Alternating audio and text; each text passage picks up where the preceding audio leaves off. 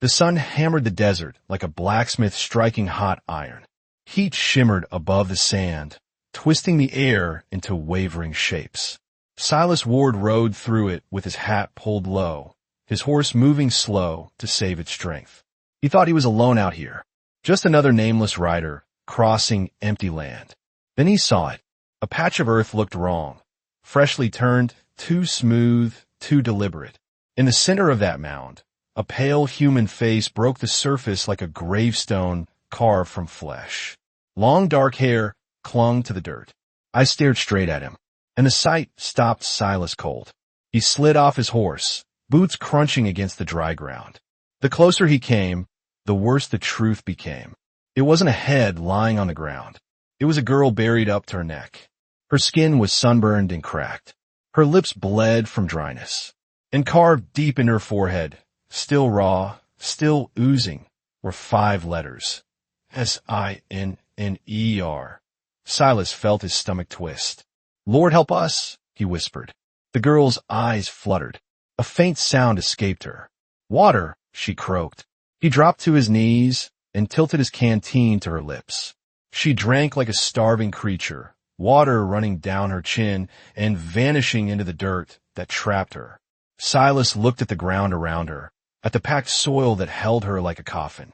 Whoever had done this took hours to bury her this deep. This wasn't punishment. It was execution. "We're going to get you out," he murmured. "Just hang on." Her eyes opened wider, brown, frightened, but still alive. Alive enough to feel fear. Who are you?" she whispered. "Silas Ward. And you?" A long pause. Then a whisper like a dying breath. "Mei-Lin." Silas nodded once. "All right, Mei-Lin. I've got you." He dug with his bare hands, clawing at the hard earth. The sun burned the back of his neck, sweat dripping into the soil.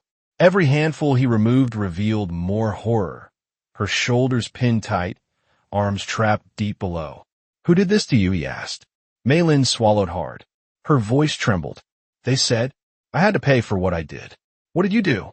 She tried to speak, but the desert air carried something else. "Hoofbeats. Fast. Many." Silas froze. Mei-Lin's eyes stretched wide in terror. Her breath quickened to short, panicked gasps. "They're coming back," she whispered. "They come back to see if I'm dead." Silas stood and scanned the horizon. A dust cloud was rising. 5 riders approached like a hunting pack, their silhouettes sharp against the blazing sky. Silas's heart kicked hard in his chest. 2 minutes. Maybe less. He dug faster, tearing at the earth until his fingers bled. At last her arms came free. He slid his hands beneath her shoulders and pulled. Mei-Lin cried out in pain as her body tore loose from the soil's grip. She collapsed against him, legs shaking violently. "Can you stand?" he asked. She tried. Failed. No, the hoofbeats thundered closer. Silas made his decision. He lifted her in his arms and placed her onto his horse, then swung onto the saddle behind her. With a sharp kick, they launched into a dead sprint toward a jagged rock formation that offered the only cover for miles. Behind them, voices rose in anger. "They freed her! Get them!" Silas leaned low, urging his horse between the rocks as bullets cracked the air behind them. Mei-Lin clung to him weakly. "Who are they?" he yelled over the wind. She coughed, her voice barely a tremor. "Pastor Jeremiah Thorne and his men. They rule Redemption Creek." Silas felt her tremble. "What did you do to make them do this to you?" Mei-Lin closed her eyes, her breath shaking. "I love the wrong man." Silas's jaw tightened. They reached a hidden cave behind a curtain of hanging vines. Silas dismounted and carried her inside, laying her on his bedroll.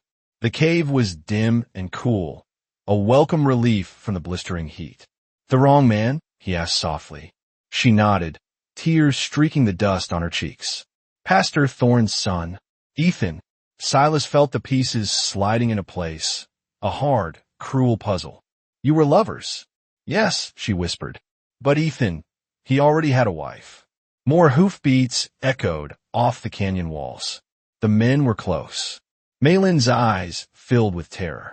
"They caught us the night we tried to run. Pastor Thorne, he told the town I seduced Ethan. Said I was a serpent, a temptation, a danger. She touched the carved word on her forehead. This was his judgment. Silas felt his hands shake with anger. Outside the cave, a deep voice boomed.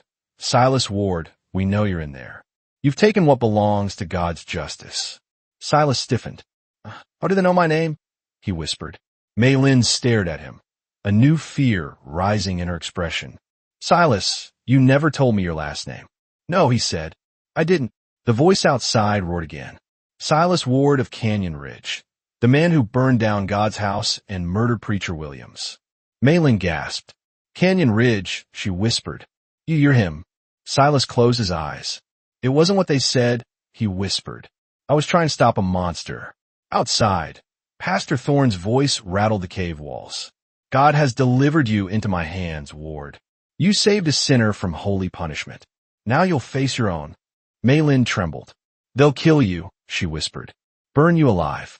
And they'll finish me right after. Silas checked his gun. 6 bullets. 5 men. Not impossible, but close. Mei-Lin grabbed his arm. Please don't die for me. Give me back to them. Tell them you didn't know who I was. No, you don't understand. I said no. Silas stepped toward the cave entrance, his silhouette hard against the light. Pastor Thorne's voice called out, cold and taunting. Ward, I have something to tell you about Canyon Ridge. Something you don't know. Mei-Lin's face went pale. Silas, there's something you should know about Pastor Thorne. What? Her voice dropped to a whisper. He doesn't just punish sinners. A pause. He creates them. Silas felt something cold grip his spine. Outside, Pastor Thorne shouted. Ward, Preacher Williams was innocent. And the world tilted. Smoke drifted past the cave entrance like ghostly fingers, curling through the cracks in the rock. Silas stood frozen, Pastor Jeremiah Thorne's words echoing in his skull. Preacher Williams was innocent.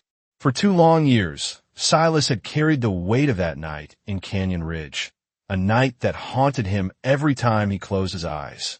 The screams, the flames, the crushing guilt, the belief that he'd killed a man trying to protect children. But now Pastor Thorne was saying it had all been a lie. Silas's breathing grew rough. His pulse hammered in his neck. Behind him, Mei-Lin Zhao watched him with wide, trembling eyes. Silas, she whispered, don't listen to him. He lies like other men breathe. But Silas couldn't look away from the cave mouth.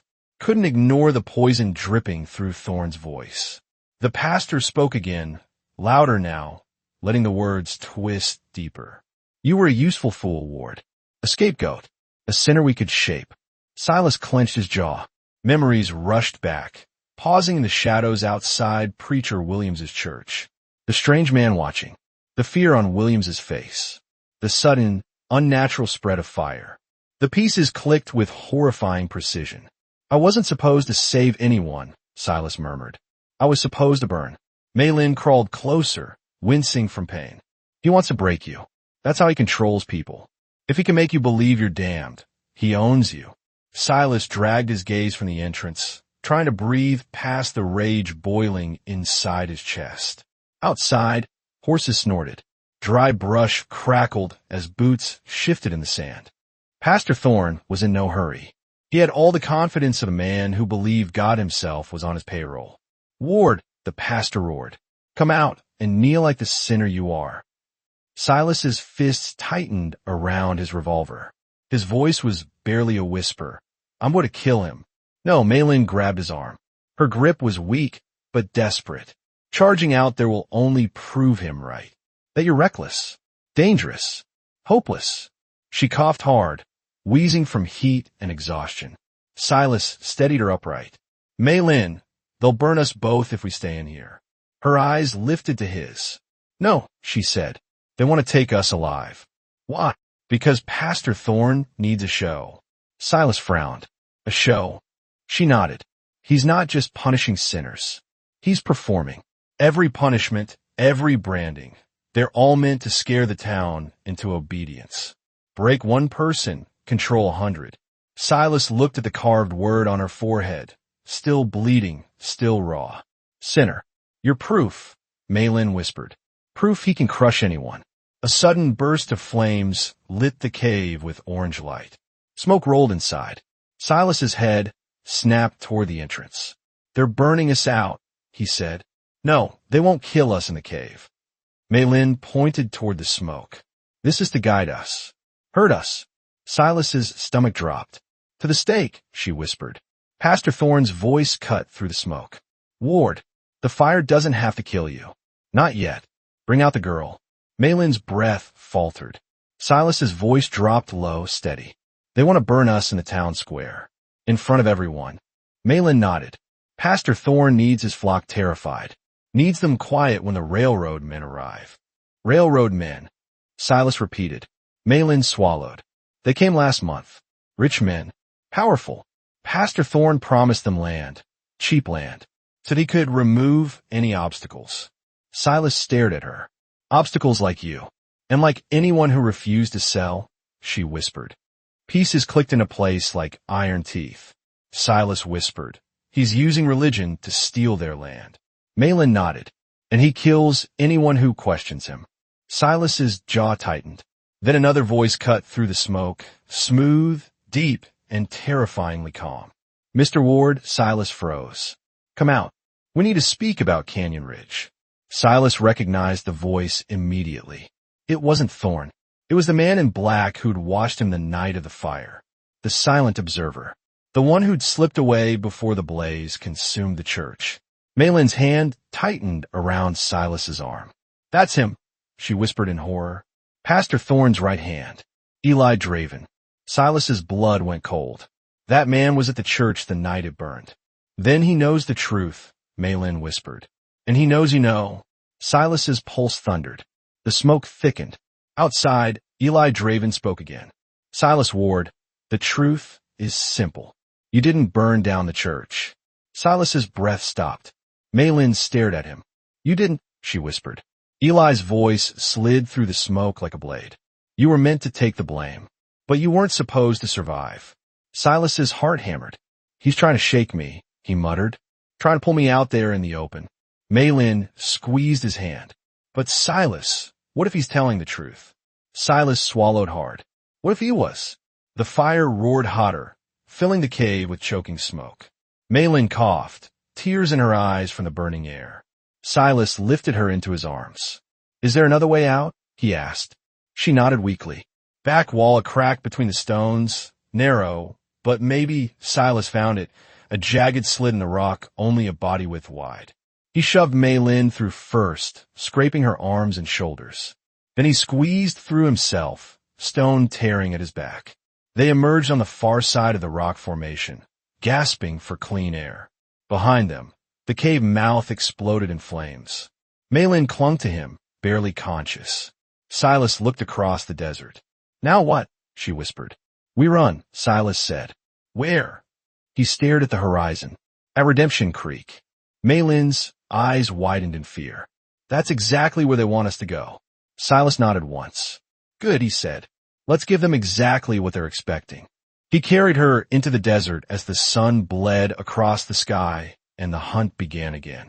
The desert stretched before them in endless waves of heat, shimmering like a wounded mirage. Silas carried Mei-Lin as far as he could before setting her gently on her feet. Her legs trembled under her, bending like softened iron. She took 2 steps before collapsing again. Silas caught her. "That's enough," he murmured. "Rest a minute." But there was no true rest here. Not with dust clouds rising behind them. Not with Pastor Thorne's men fanning out across the flats like wolves. Mei-Lin dragged in a shaky breath. "We can't stop. They'll find us." Silas scanned the horizon. No shade. No water. Only rock spines jutting from the sand like broken teeth. "We'll cut toward the dry wash," he said. "It'll hide our tracks." Mei-Lin swallowed hard. "And after that?" He looked at her, the carved word on her forehead bleeding down her temple, her eyes sunken but burning with fear and something stronger. "After that," he said quietly, "we head straight for the truth." "Redemption Creek," she whispered. "Exactly." The name itself tasted like betrayal in his mouth. A place pretending to be holy, hiding a nest of devils. Silas lifted Mei-Lin again, her small frame light as wind-dried wood. Her breath hitched when pain rippled through her ribs. Tell me, he said, moving through the wash of shadows. Tell me what you saw the night they caught you. She hesitated, a breath, a tremble, then spoke. I was supposed to meet Ezra behind the granary. He said we would run away together, that he would stand up to his father. Her hands balled into fists. But when Pastor Thorne found us, Ezra denied everything. I begged him to tell the truth, but he bowed his head and called me temptation, called me wickedness. Her voice cracked like thin ice. Silas's jaw tightened. You let them do this to you. He watched, she whispered. He watched them carve the word into my skin. He watched them drag me to the desert and bury me. Pastor Thorne said it was an act of mercy, burying the sin so the soul could rise clean. Silas felt her shudder. What kind of God lets men do this? She whispered. Silas adjusted her weight in his arms. Not one I ever met. Far behind them, a rifle cracked. A rider shouted. Another answered. They're close, Mei-Lin breathed. Then we move faster, Silas said, setting her down gently. He didn't let go of her hand. They traveled through winding gullies, slipping between rocks and gritty sand. Mei-Lin stumbled beside him, each step agony, but never asking him to stop. The wind carried voices now. Thorne's men splitting up, calling to one another with confidence. Ward won't get far. Girl's half dead. They'll drop before sundown. Pastor wants them alive. Silas's grip tightened. Then Mei-Lin tugged at his arm. This way, she whispered. He frowned. That leads straight toward them. And straight toward Redemption Creek, she said. We must reach the cemetery. The list is everything. Their only leverage. Their only proof. Their only hope. Silas nodded. They pushed through the rocks, staying low. At one point, Silas pressed Mei-Lin against a stone outcrop as hooves thundered past just above. Dust rained down on them. Mei-Lin trembled, but she didn't scream. When it was safe, he pulled her onward. The land sloped down then, toward a basin of dry grass and thorn brush. Beyond it, framed by the dying sun, lay Redemption Creek. Wooden buildings. A single church steeple stabbing the sky. A wide town square. But something else. Mei-Lin stiffened beside him. Oh no, Silas saw it too. A wooden stake. Fresh ropes. Bundles of wood piled high around its base. Prepared. Waiting. Pastor Thorne wasn't planning punishment. He was planning a spectacle. A dark wave of anger rolled through Silas's gut. Then movement. A long line of dust rising from the east. Wagons. Fine horses. Armed riders in polished coats. Silas narrowed his eyes. Those the railroad men? He asked. Mei-Lin nodded weakly. Mr. Harrison leads them. He wants this land for the rail line. Pastor Thorne promised it would be uncontested. Silas watched the convoy approach the town, guarded by hired guns. So this wasn't just cruelty. It was business. A whole town turned into a puppet show to impress wealthy men. Silas felt the heat of rage rise inside him. And the people of the town? They just let this happen. Pastor Thorne keeps them terrified, Mei-Lin whispered. Every punishment, every branding, every death, he makes sure everyone sees it. And anyone who refuses? Silas asked. She looked at him, her eyes hollow. They joined the graves. As they crested a ridge, Silas froze. The cemetery was visible now, rows of headstones against the hills. Too many headstones. Far too many. Fresh dirt mounds stretched in crooked lines. Silas counted over 20 before he stopped. Mei-Lin's hand covered her mouth. I didn't know he killed this many. They reached the top of the ridge. Below, the square filled with townspeople, silent, afraid, waiting. Pastor Thorne stood beside the stake, arms raised like a prophet, his voice booming. Tonight, God's justice is revealed. Tonight, sinners will burn. The railroad men watched with cold interest, like buyers inspecting cattle. Silas felt Mei-Lin sway. Her voice was barely a breath. He means us. He knew we'd come back. Silas steadied her. You had the list where? In the cemetery, she said. Under the stone of the oldest grave. I buried it in a metal box. His jaw tightened. Then we get it. And then, she whispered. Silas's eyes hardened. Then we show this town what kind of monster they've been worshiping. A rifle shot cracked behind them. Silas spun. 2 riders topped the ridge, guns aimed. There they are. Silas grabbed Mei-Lin's hand. Run. They bolted toward the cemetery, rocks and brush tearing at their legs. More shouts erupted, riders closing in, rifles barking. Bullets tore through the dirt at their feet. Mei-Lin stumbled, nearly falling. Silas caught her and pushed her behind a headstone as gunfire cracked overhead. Riders circled the hill. Pastor Thorne's triumphant shout echoed from the square. Bring them alive. The fire waits for its sinners. Mei-Lin trembled beside him. Silas steadied her shoulders. Stay with me, he whispered. We're not dying on our knees. Gunfire echoed through the dry hills as Silas yanked Mei-Lin deeper behind the leaning headstone. Dust sprayed where bullets struck the ground, kicking up sharp little clouds that stung their eyes.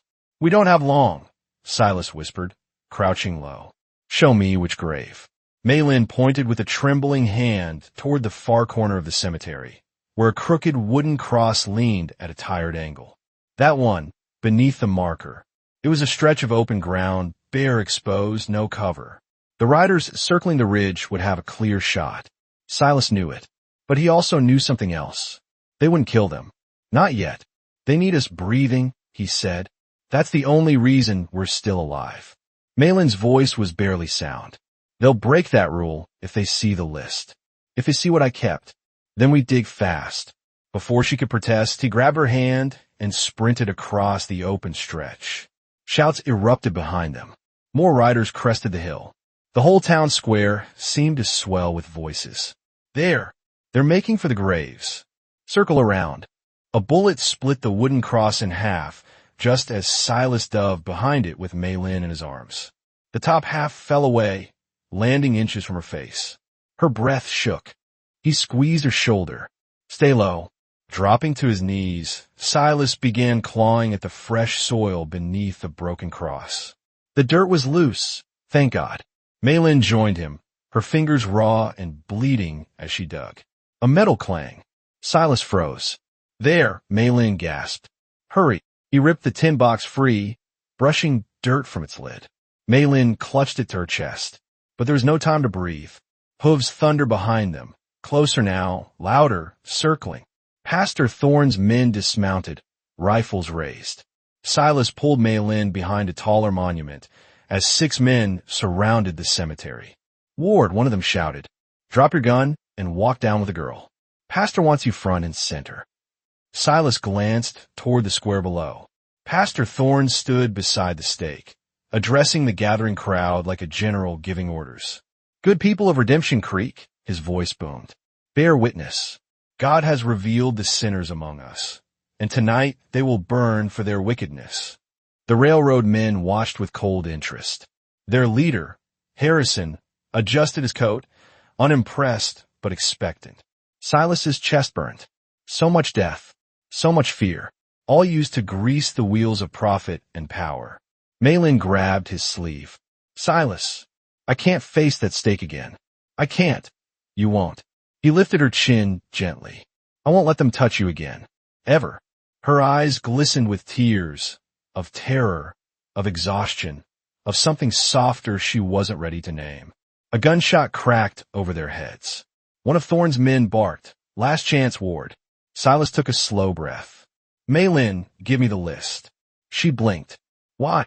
Because we're walking down. Her face drained of color. Silas, no. They'll burn you alive. Maybe. He checked his revolver. 3 bullets left. But the only way that list means anything is if every scared soul in that square sees it, hears it, understands it. Mei-Lin shook her head fiercely. They're terrified of him. They won't believe you. They will, Silas murmured, meeting her eyes. If you stand with me. Her breath caught. Around them, gunmen shifted impatiently. Ward, another voice shouted. Pastor's getting tired of waiting. Silas made his choice. He stood. Instantly, 6 rifles aimed at his chest. Easy, boys, he called, hands raised. We're coming. Mei-Lin's hand slipped into his, and he felt her trembling, but she didn't let go. Together, they walked down the dusty slope toward the town square. The townsfolk parted as they approached, mothers pulling children close, men who wouldn't meet their eyes, women whose faces were carved with fear. Pastor Thorne's smile widened. "Bring them forward," he commanded, lifting his hands like a judge passing sentence. Silas Ward, Mei-Lin Zhao, you stand accused of sin, of rebellion, of defying God's authority. Harrison stepped forward, brow furrowed. "Pastor, get on with your demonstration." "My time is..." Silas cut him off. "You want a demonstration?" he shouted, voice booming across the square. "How about the truth?" Gasps rippled through the crowd. Pastor Thorne's expression cracked, just slightly. Silas held up the tin box. "This," he said, "is the truth your pastor tried to bury." Two of Thorne's men raised their rifles. Thorne lifted a hand. "Let him speak. God exposes sin before justice falls." Silas's jaw tightened. 47 names, he said. 47 people who disappeared after refusing to sell their land or questioning Pastor Thorne's teachings. Whispers exploded. Mei-Lin unfolded one of the sheets, her hands shaking only slightly now. "This one," she said, voice thin but steady, "is Mercy Thompson. She refused to give up her farm. Pastor Thorne called her a sinner. She was found shot in her home 2 days later." Pastor Thorne barked a laugh, forced and sharp. "Lies. All lies."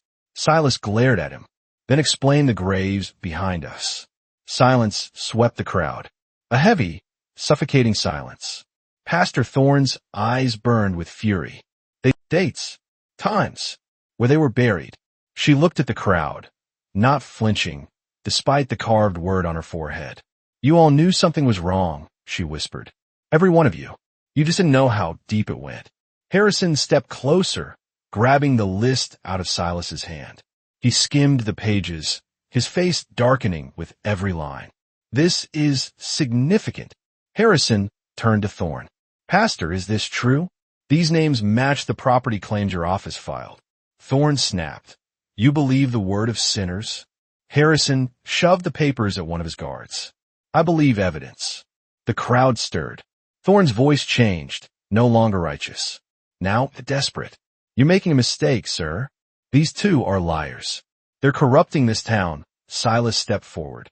"Pastor Thorne," he said steadily, "tell them where I was 2 years ago." Thorne froze. "Tell them how you set that fire, how you planted the evidence, how you made me think I killed innocent children." Gasps broke out. Mei-Lin whispered, "Silas," but he kept going. "You wanted the preacher's land, so you turned me into your weapon, and I believed you." Pastor Thorne's mask finally cracked. "You fool," he snarled. "Everything I did was for God's plan." Silas stepped closer, staring him down. "No, you did it for money." A tremor went through the crowd. A woman near the front whispered, "He killed my brother." A man beside her muttered, "He threatened my family." Harrison addressed his guards. "Arrest him." Pastor Thorne jerked free, pulling a pistol from his coat. "No," he roared. "This town is mine. These sinners will burn." Silas moved before the pastor even finished. A single gunshot cracked across the square. Pastor Thorne staggered back, staring at the wound blooming across his chest. His pistol fell. His knees buckled. His voice rasped with fading fury. "You cannot stop God's will." He collapsed into the dirt. Dead. The square fell silent. Mei-Lin sagged in relief, clutching Silas's arm. Harrison exhaled sharply. "Ward, we need to talk about your charges. But after what I've just seen, the courts will hear your case with fresh ears." Silas didn't answer. He was looking at Mei-Lin. Her forehead still bled. Her body trembled. But her eyes held something new. Freedom. "Silas," she whispered, "are we safe?" He brushed a thumb gently along her cheek. "We are now." But even as he said it, he knew this wasn't the end. Not for them. Not for Redemption Creek. Not for the ghost still buried in its dirt. The sun dipped low, casting long shadows across Redemption Creek as Pastor Thorne's body was dragged away. The townsfolk murmured, confused, shaken, unsure whether to feel relief or terror about what came next. But Silas felt none of that. He felt the weight of Mei-Lin leaning against him, her breath shallow, her forehead bleeding again where the carved letters cracked with every expression. "Sit," he said softly, guiding her to the steps of the old schoolhouse. "You need rest." "No," she whispered, gripping his sleeve. "Not yet. They will come again." Silas glanced around. She wasn't wrong. Thorne's men, those still loyal, stood in the back of the square like wolves without a master, watching, calculating. His death hadn't killed their zeal. It had unleashed it. Harrison stiffened as the uneasy tension built. "Ward, get her inside. I'll handle the—" A gunshot ripped through the square. Everyone froze. Then another. 2 bodies dropped behind the general store. Thorne's men executing townsfolk trying to flee. A young woman screamed. Chaos erupted. Harrison's voice thundered. "Stop them. Disarm every man wearing Thorne's insignia." Silas drew his revolver, shielding Mei-Lin as people scattered, tripping over benches, barrels, anything to get away. "What's happening?" Mei-Lin gasped. "Thorne's enforcers," Silas murmured, scanning the chaos. "Without a leader, they're cornered animals. And cornered animals kill." A shot rang out inches from his head. Silas returned fire, dropping the gunman. Mei-Lin flinched, but she didn't scream. She just stared at the fallen man with a hollow, terrible understanding. "They won't stop." Her voice trembled. "They will burn this whole town to erase what the list proves." Silas didn't argue, because she was right. Harrison dubbed behind a water trough, firing at Thorne loyalists as he shouted orders. "Ward, we can't hold this square. Get her someplace safe." Silas grabbed Mei-Lin's hand, pulling her through the panicked crowd toward the sheriff's office. The building had thick walls and a barred back door, better than nothing. But halfway there, Mei-Lin stumbled. He caught her before she hit the ground. Her body felt like paper, light, fragile, burning with fever from infection and sun exposure. "Silas, I can't," she winced, head spinning. "I can't run anymore." "You don't have to." He swept her into his arms. Her breath hitched, surprised, but she held on to him as he ran. Gunfire rained across the town as bullets pounded walls and shattered windows. Dogs barked, people screamed, the dust thickened with smoke. Mei-Lin pressed her head to his chest. "I'm sorry, for what?" "For all of it. For the danger. For the trouble. For the sins they carved on me." Silas's jaw tightened. "Listen to me. You didn't sin. I destroyed someone's marriage. He lied to you. I ran away. You survived. I brought death to your doorstep." Silas stopped in the shadow of the sheriff's office. "Mei-Lin, you didn't deserve any of this. Not the branding. Not the burial. Not the fear. Not the shame. They tried to destroy you because you saw the truth." Her eyes shimmered, dark, frightened, but alive. "They failed," he said gently. A crash shattered their moment as a band of Thorne's loyalists kicked down the saloon doors and stormed into the street. Silas ducked inside the sheriff's office with Mei-Lin, bolting the door. The dim light revealed cells, a dusty desk, 2 rifles on the wall, and a wide window overlooking the square. Mei-Lin slid down against the wall, exhausted, hands shaking. Silas gently touched her forehead with a damp cloth he grabbed from a water barrel. The fresh blood smeared, but the cold cloth made her sigh with relief. "You saved me," she whispered. "In the desert. In the cave. In the square. You saved yourself most of the way," Silas said softly. "I just showed up for the parts you couldn't do alone." A loud bang hit the door. Silas instantly raised his gun. "Ward," a voice snarled from outside. "Pastor's dead because of you. That girl is cursed. Hand her over, and maybe we'll let you die quick." Silas gritted his teeth. "Any chance we settle this peacefully?" Another bullet cracked through the window. "Nope," he muttered. Mei-Lin crawled to the window, peering over the sill. "They're spreading out. Some at the back door. Some in front." Silas slung a rifle over his shoulder. "Then we won't be here when they break in." Mei-Lin blinked. "Where else is there to go?" He pointed to the trapdoor behind the desk. The old jail tunnels. They were built for flash floods, run right under the square. Her breath quickened, not panic this time, but hope.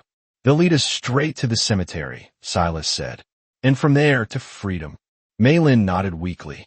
But as Silas pulled open the trapdoor, voices approached from outside, closer, angrier. "They know," she whispered. They know we're in here. Silas pulled her close. Then we move now. Bang. The front door cracked. Bang. The hinges splintered. Bang. The door burst inward. Thorne's men stormed inside. 5 of them. Rifles raised, faces hard with fanatic fury. Mei-Lin gasped. Silas raised his gun. But before he could fire, a new voice boomed from outside. Drop your weapons. Harrison's guards charged the building, outnumbering the loyalists. A brutal gunfight erupted right outside the sheriff's office, bullets tearing the walls apart. Silas grabbed Mei-Lin and ducked behind the desk. Silas, she cried out as would splinters cut her arms. This town will tear itself apart. No, Silas said firmly. Not if we finish what we started. He lifted her into his arms again. She wrapped an arm around his neck, trusting him completely now. I won't let them take you back, he said. Not to a grave, not to a stake, not to a man like Thorne ever again. She closed her eyes. I believe you. He kissed her forehead, just above the carved word, as lightly as a promise. Then he dropped into the darkness of the tunnel below, holding her tight as gunfire raged above them. And Redemption Creek burned toward a reckoning. The tunnel swallowed them in darkness. Silas landed first, still cradling Mei-Lin against his chest as dust drifted down from the gunfight raging above. The trapdoors slammed shut behind them, sealing off the gunfire, the shouts, the chaos of Redemption Creek. Only their breathing remained, only the pounding of Silas's heart, and the soft, trembling hold of the girl he'd nearly died to protect. You all right? He whispered. Mei-Lin nodded weakly. I can walk for a little. He set her gently on her feet, though he kept one hand on her arm as she steadied herself. The carved word on her forehead glistened in the dim lantern light, a wound that would scar her forever but no longer define her. Stay close, Silas murmured. I always do, she whispered, and the fragile trust in her voice made his chest tighten.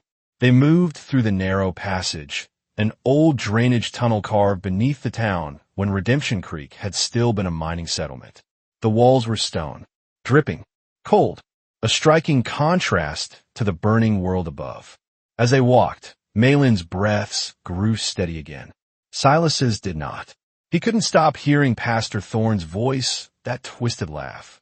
You were weak enough to believe what I wanted you to believe. Silas kept walking, jaw clenched. Silas! Mei-Lin's soft voice floated through the dark. What he said about Canyon Ridge, it was true, Silas muttered. All of it. You thought you were saving children. I killed a good man, he said, voice low, because I let myself believe I was doing something righteous. No, she touched his hand in the dark.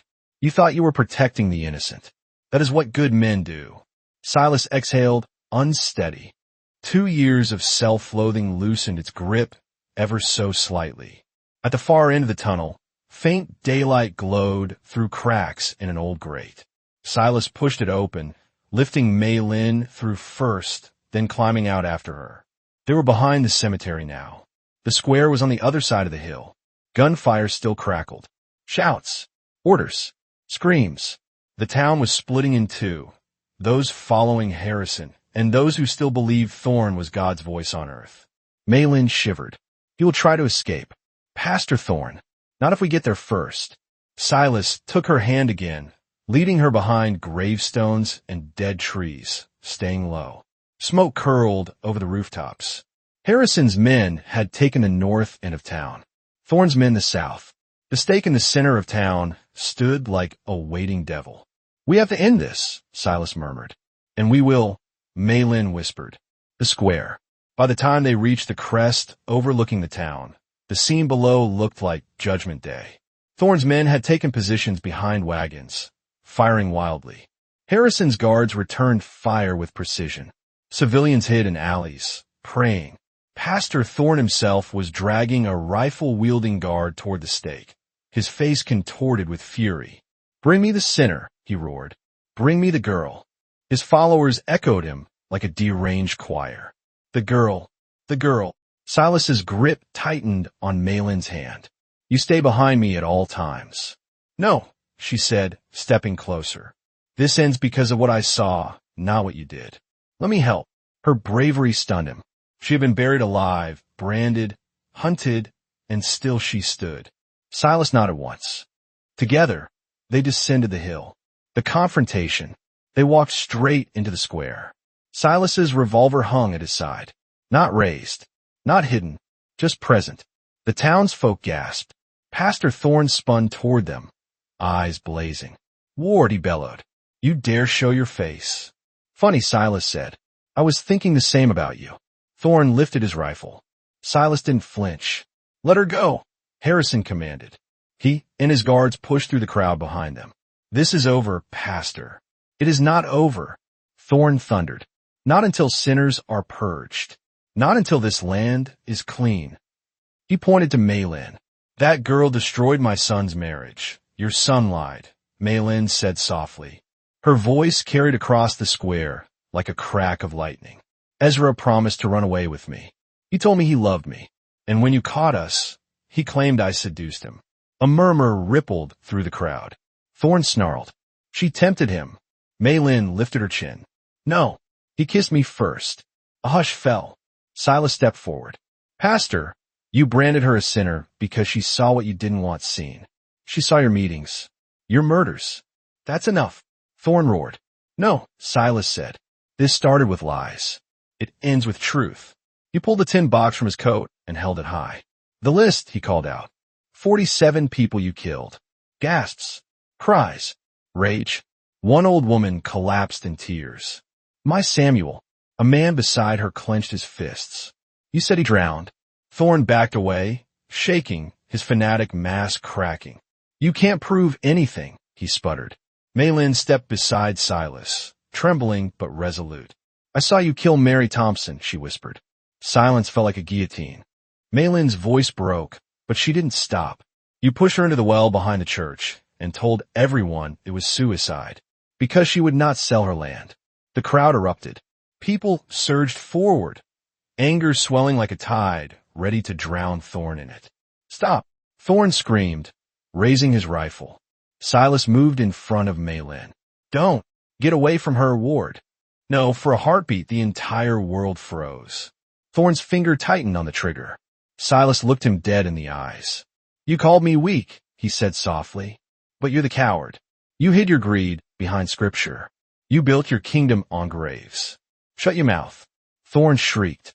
"You branded her a sinner." Silas stepped closer, voice rising. "Because you couldn't stand the thought of your own sins being known."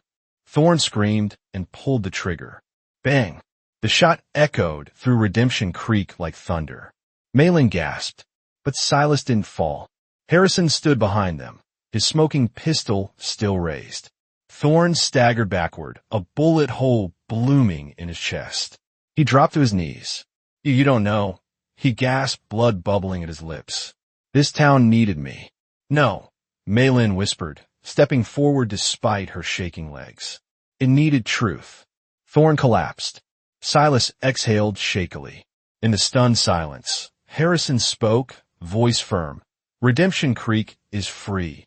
Aftermath. It took hours for the gunfire to stop, for Thorne's loyalists to surrender, for the townsfolk to weep over buried truths and lost neighbors. But the moment the dust settled, Mei-Lin touched Silas's sleeve. "What happens now?" she whispered. Silas looked at her, a girl once buried alive, now reborn in the light of a town that finally saw her truth. "You choose," he said gently. Her smile trembled. "And you?" "I reckon I'll stick around a while," he said. She leaned into him, exhausted, scarred, safe. "For the first time," she whispered, "I'm not afraid." Silas wrapped an arm around her as the sun set over Redemption Creek. "Good," he murmured, "because your new life starts today." She closed her eyes, and together, they walked into the rebuilding dawn. If you felt this tale in your heart, don't forget to like, share, and subscribe to Wild West Emotional Tales, where every story rides through the dust, the danger, and the kind of love that never dies. See you in the next tale, partner.